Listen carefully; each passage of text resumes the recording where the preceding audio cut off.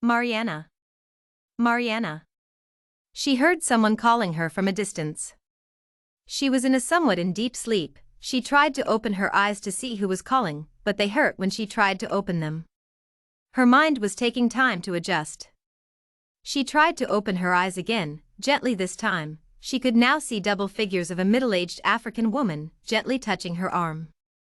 She had pocketed her right hand in a white coat, and had a stethoscope around her neck. The coat was engraved, Dr. J. Henderson. She had a warm smile and calm demeanor. She called out Mariana as she gently touched her arm over and over again. She was trying to get Mariana to respond.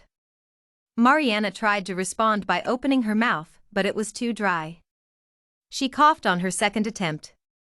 The doctor sat her up and gave her a glass of water. "What happened? Where am I?" she whispered as she held the doctor's hand with all the strength she could muster. "You are in St. James Hospital, and you are doing fine, Mrs. Kiyama. You fainted yesterday evening," the doctor said with a smile exposing her exceptionally white teeth. She smiled when she caught a glimpse of her family behind the doctor. Her husband standing behind Jason, Jamie, and Jermaine. The doctor noticed and stepped aside. "Your whole family is here," she said as they surrounded her, landing on her with kisses and tight hugs. Within a minute the room was filled with flowers and get-well cards from family and friends. The atmosphere had suddenly changed, and so did her face. She was beaming, mostly at her grandchildren, Kyle and Corey. They were bouncing on her bed, making funny faces and laughing together. A little bit of home, she thought, as she watched Kyle stroking her hair. She began to remember the episodes that had brought her to the hospital. Mariana was an only child to her 19-year-old mother, Aisha. Her mother was a drug addict and had Mariana when she was 17 years.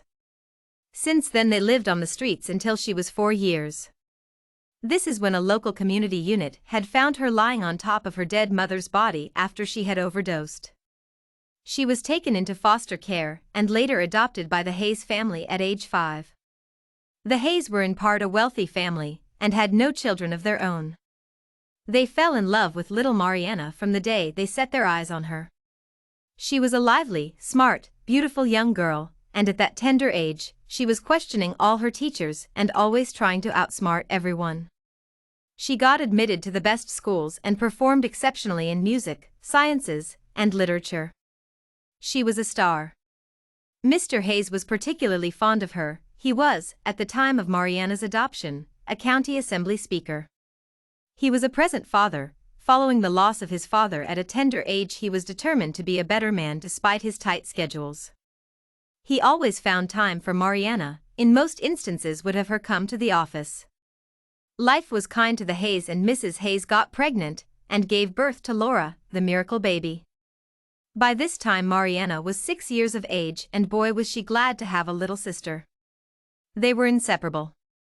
Before long, they completed elementary, junior, and senior high school. She and Laura spent their summer at their grandmother's farm. They loved riding the horses with Uncle Jim, gardening with Granny.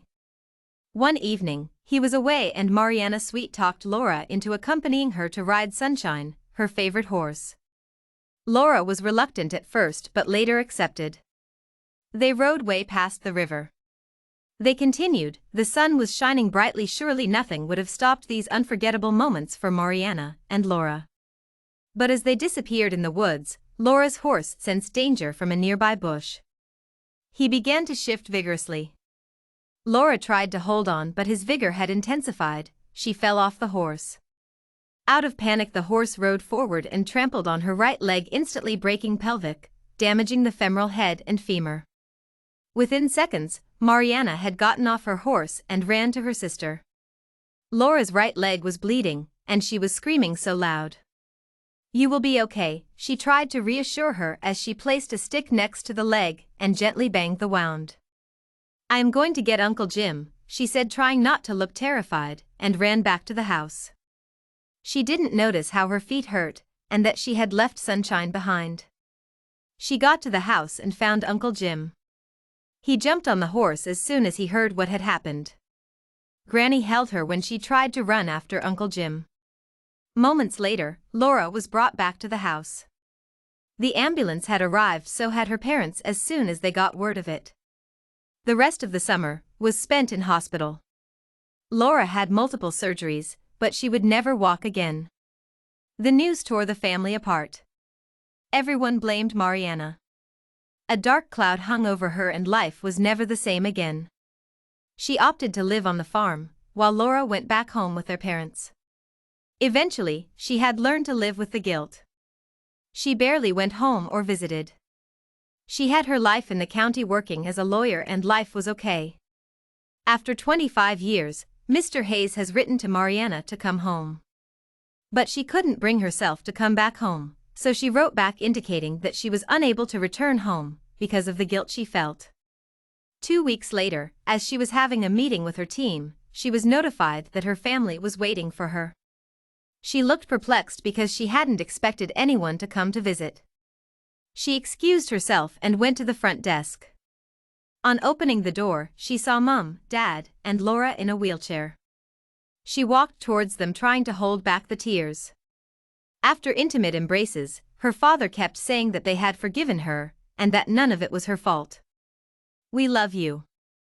These words had caused an overwhelming reaction, and she had fainted.